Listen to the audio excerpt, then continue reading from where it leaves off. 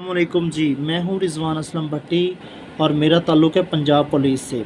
तो मैं अपनी जॉब के साथ साथ जो लोग जॉब्स की तलाश में हैं, जो लोग तैयारी करना चाहते हैं या जो लोग जॉब्स की अपडेट्स हासिल करना चाहते हैं, तो उनके लिए मैंने अपने YouTube channel PPSC, FPSC and all competitive exams with sir Rizwan पर डिटेल्स वीडियोज़ का एक सिलसिला स्टार्ट किया हुआ है। और इसके अलावा मैं अपने टिकटॉक अकाउंट पर भी वीडियोज़ अपलोड करता रहता हूँ जॉब्स अपडेट्स के लिए और जॉब्स की तैयारी के लिए। तो आज का जो हमारा लेक्चर है, पहले मैंने वीडियोज़ डिफरेंट टॉपिक्स पे अपलोड की हुई हैं, मेरे यूट्यूब चैनल पर हैं। तो अब मैं कुछ पास्ट पेपर्स को भी आपके साथ डिस्कस कर रहा हूँ ताकि आपको अंदाज़ा हो कि पेपर किस तरह का आता है और हमें किस तरह की तैयारी करना होती है। ठीक है, तो आज हम इंग्लिश का जो है ना एक पास्ट पेपर जो है वो डिस्कस करते हैं। आपको इंशाल्लाह इससे बहुत फ़ायदा होगा और आपको पता चल जाएगा कि तैयारी करते किस तरह से हैं, तो क्या क्या चीज़ आती है। तो क्वेश्चन है जी, what is the antonym of dwarf.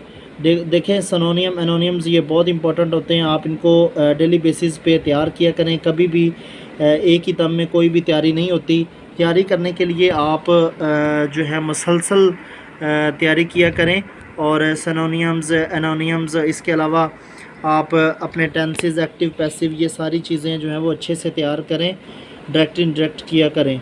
तो आज का हम स्टार्ट करते हैं। What is the antonym of dwarf. तो इसका एंटोनिम क्या है? जाइंट, अजीम, बड़ा।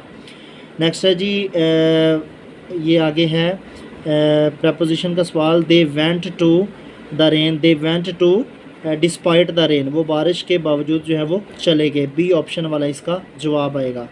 नेक्स्ट है जी, tick the correct spelling accommodation के इनमें से कौन से स्पेलिंग ठीक हैं। तो ऑप्शन बी वाले जो हैं ACCOMMODATION, ये जो अकोमोडेशन के बी वाले स्पेलिंग्स हैं ये ठीक हैं। नेक्स्ट है जी, proverb a bone of contention means, फसाद की जड़। इसका मतलब क्या है? फसाद की जड़, काज ऑफ क्वर्ल यानी कि लड़ाई की वजह। तो ये एक मुहावरा है अंग्रेज़ी में। अ बोन ऑफ कंटेंशन यानी कि फसाद की वजह क्या होता है, तो इसका इंग्लिश में मीनिंग बनता है काज ऑफ क्वर्ल। देखें, इसमें सिनोनियम्स भी हैं, करेक्ट स्पेलिंग्स भी हैं, करेक्ट सेंटेंस भी हैं और प्रोवर्ब्स भी हैं, डायरेक्ट इनडायरेक्ट भी हैं। तो ये सारी चीज़ें मिक्स आती हैं पेपर में, कोई भी एक चीज़ नहीं आती। नेक्स्ट है जी, what is the meaning of the phrase house of cards.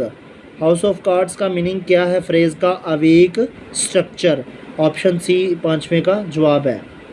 Next है जी, he asked me did you see the new car.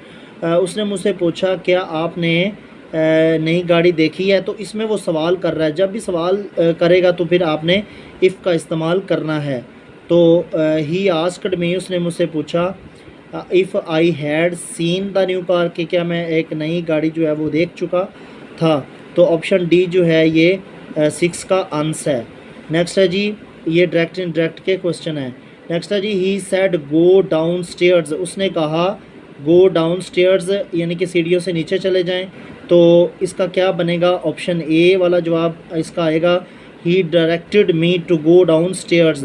देखें ना, इसको हमने सेड को डायरेक्टेड में चेंज कर दिया, यानी कि उसने मुझे डायरेक्शन दी कि आप, या मुझे मेरी रहनुमाई की कि आप सीढ़ियों से नीचे चले जाएं। तो सेड को हमने डायरेक्टेड में चेंज कर दिया। ठीक है, he directed me to go to downstairs, A option इसका जवाब है।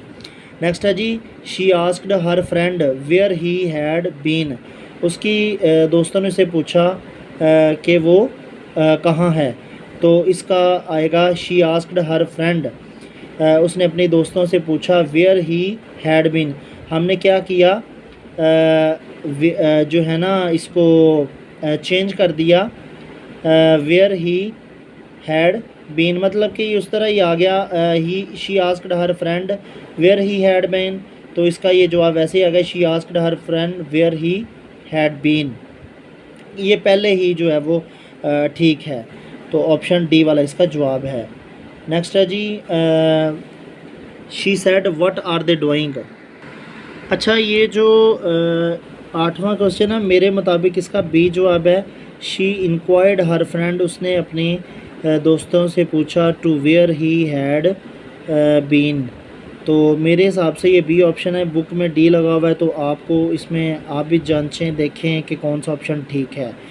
नेक्स्ट है जी, she said what are they doing, उसने कहा कि वो क्या कर रहे हैं, तो सेड को हम आस्क्ड में चेंज कर देंगे। शी आस्क्ड, उसने पूछा, व्हाट क्या दे वर डूइंग, कि वो क्या कर रहे थे।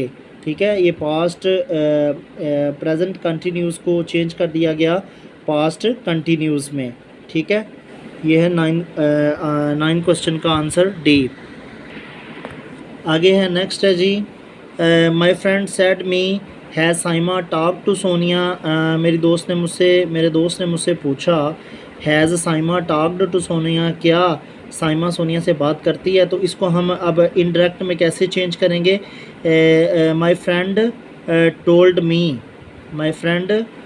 मी if Saima had talked to Sonia, क्या साइमा जो है वो सोनिया से बात करती है। तो इसको हमने चेंज किसको कर दिया, क्वेश्चन जब भी पूछा जाए ना, ये हेल्पिंग वर्ब शुरू में आ जाता है, तो फिर हम यहाँ पर इफ़ लगाएंगे जब भी क्वेश्चन किया जाएगा। तो if Saima had talked to Sonia, option D इसका जवाब इधर दिया हुआ है उन्होंने। अब ये जवाब तो बुक वालों ने दिया है, लेकिन मेरे हिसाब से जो है ना, इसका जवाब इंक्वायर्ड वाला बनना था, लेकिन इफ़ जो है वो उनमें नहीं इस्तेमाल हुआ। अगर इफ़ इस्तेमाल हुआ तो फिर ऑप्शन बी आता, तो इसलिए ऑप्शन डी में जो है वो इसका इफ़ का इस्तेमाल हुआ है, इसलिए हम ऑप्शन डी को ही लगाएंगे।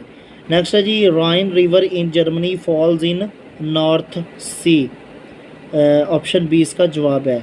नेक्स्ट है जी, capital of Denmark is, Denmark का दारुल खिलाफा कौन सा है, कॉफिनहेगन। ठीक है, कॉफिनहेगन जो है ये कैपिटल ऑफ डनमार्क है। नेक्स्ट है जी, glaciers are located in which range, Karakoram range में जो है ग्लेशियर्स हैं। ग्लेशियर्स क्या होते हैं, बर्फ़ के पहाड़ होते हैं, और ये किस पहाड़ी सिलसिले में, काराकोरम में है। और इसी तरह आपने कैपिटल्स भी याद करने हैं, आप कोशिश किया करें कि कैपिटल्स को याद करते रहा करें ताकि आपको याद रहें। नेक्स्ट है जी, most read book in the world is the Bible, जो है ये मोस्ट ज़्यादा सबसे पढ़ी जाने वाली किताब है दुनिया में, बाइबल। नेक्स्ट है जी, in which Indian city is the Taj Mahal located, India के किस शहर में ताजमहल वाक़या है, तो आगरा में ताजमहल वाक़या है।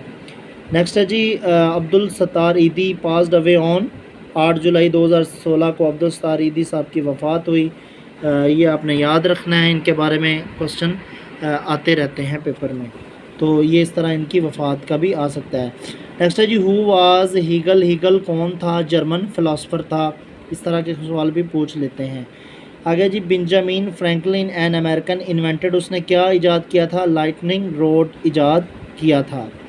नेक्स्ट है जी, Eden Gardens ground of cricket is located in Calcutta, तो एडन गार्डन्स ये इंडिया में कलकत्ता में एक क्रिकेट ग्राउंड है। ठीक है, एडन गार्डन्स। नेक्स्ट है जी, ice hockey has its origin from, ice hockey कब से स्टार्ट हुआ, कहाँ से स्टार्ट हुआ, कनाडा से। तो इस तरह की पास्ट पेपर्स की वीडियो से अंदाज़ा हो जाता है कि किस तरह के क्वेश्चन होते हैं, और इससे बंदे को तैयारी करना आसान हो जाती है, क्योंकि मिक्स क्वेश्चंस होते हैं, तो तैयारी का जो है वो एक स्केच समझ आ जाता है कि क्या क्या चीज़ करनी है।